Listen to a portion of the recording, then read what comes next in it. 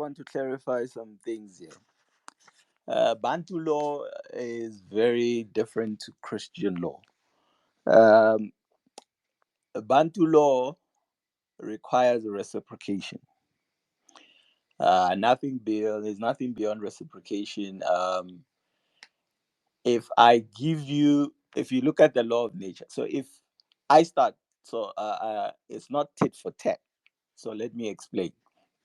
So if I do good to you and you do not return the good, Bantu law says I must walk away and leave you and not continue doing good to you. I must leave you alone. That is Bantu law. It's the law of MAAT, truth, righteousness, justice, and reciprocation. Uh, I want to read here from Bantu Vusamazulu, the Grandmaster Credo Mutwa, in his legendary text, Indaba, My Children. He says here, the high law of self-preservation says, men, know the laws of the gods and the laws of your ancestors and their ancestors before them. If one man of another race killed a member of your race, tribe, or family, do not rest until you or a descendant of yours have killed a member of his race, tribe, or family. When you go into the Old Testament of the Bible, which has a lot of elements coming from Bantu law, it used to say an eye for an eye, a tooth for a tooth. It was later changed with the from the Torah with the coming in of Christianity. The other part says the high law of discriminate punishment. For every offense, there must be a fixed punishment. No offender shall be punished in a way different from that laid down for their particular crime. So, by this law, African people owe Arabs everything they've done to African people. We owe them that. If not this generation, the generations to come need to make sure that that is paid. So, why am I bringing this up?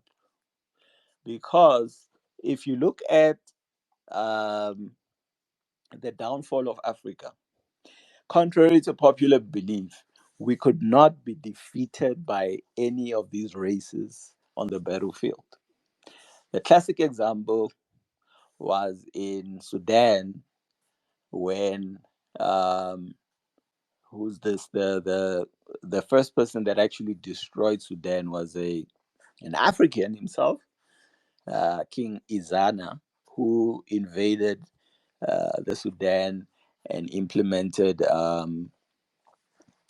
Christianity. So, and then the Arabs came from Egypt to invade Sudan to try and force Islam into Sudan, and the Sudanese they were known as sharpshooters from the time of the pharaohs. When they shot a bow and arrow, they aim for the pupil of your eye, the right center, the very center of your eye, and they never missed. So the Arabs ran back and then they became diplomatic and said, look, let's rather trade, let's not fight. And so that's how then they managed uh, to come in and take over Sudan diplomatically. So if you look at that history, you will see that some of the laws that Jesus says if you it was told to you before that you should hate your enemies, but I say love your enemies. These are some of the laws that corrupted our minds, the ancestors of the minds of our ancestors. Until today, we still carry that spirit. So the the Bantu law says reciprocate. If I do good to you, you do not return, I should not continue. Now, let's show that it works like that in nature. It works exactly like that in nature because nature first gives you it gives you food, and inside that food you find seeds. I'm talking about plants and fruits. If you do not um, plow the land and give respect to the land, you give honor because the land is alive. You must give honor and homage to Mother Earth and thank her for the food by looking after her. You don't litter, you don't, you, that's why we pour libations. But from a scientific perspective, you plow the land, you water the land, you are taking care of the land, you put the seed back to the ground. That is called reciprocation. You are putting the seed back to the ground, the same ground that gave you food. You are putting the seed back so that the ground can continue to give you the food. That is the cycle of life. Without reciprocation, there is death. So, when we give, we continue to give to people who do not reciprocate, we do not obey the laws of nature, the laws of Ma'at and Bantu law. And this is why Africans are in trouble today. So, to why am I saying this is the fact that African people want to come to the aid of people. There are people who bring out this idea that we should be the bigger person. There is no such thing as being the bigger person. That's how you become a loser in life. You should take care of those. You should put your seed in good ground. Don't put your seed in a ground that's not going to reciprocate. You don't put your seed in a ground that is not fertile, that is hostile, that is full of thorns. It's not going to take care of the seed and give back to you the food that you require from by putting the seed in the ground. You see, it's not tit for tat. The Mother Earth first gave to us, but if you stop reciprocating to the ground, you will not have food tomorrow. I've seen it. It was very interesting in Zanin. There's a street that separates a village called Nkoankoa and Linyenye. On the other side, there's plenty of crop. On the other side of the road, there's nothing. And the only difference is Mother Earth is only giving back to those that have reciprocated. So the law of reciprocation is a very important law that can be validated by the laws of nature.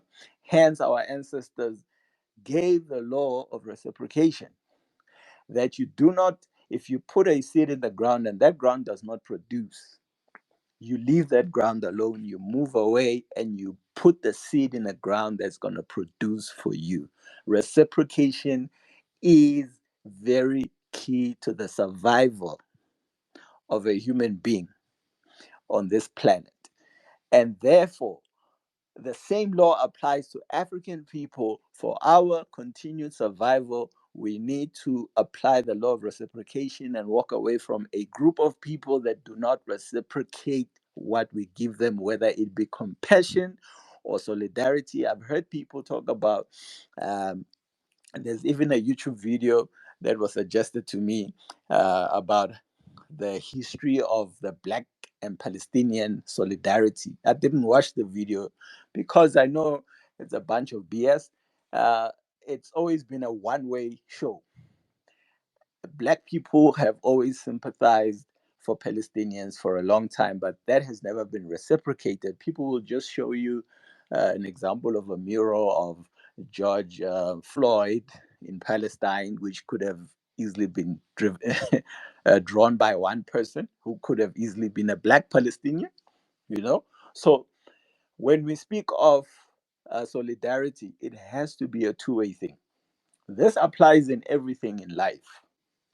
And we apply it in all things in life, that but when we come to our relationships with Arab people, we want to get rid of it. We want to support them just because we and the thing that makes black people so attached to the pain of Arabs is because they've forgotten the older history. They only remember the history where the European who oppressed us is the same European who oppresses the Arabs.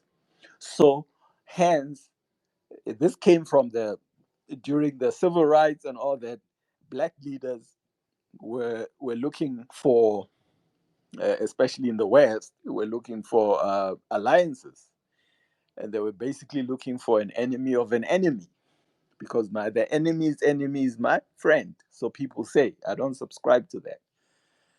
So because your enemy's enemy will help you to get rid of this enemy, but when he's done getting rid of that enemy, he's going to get rid of you.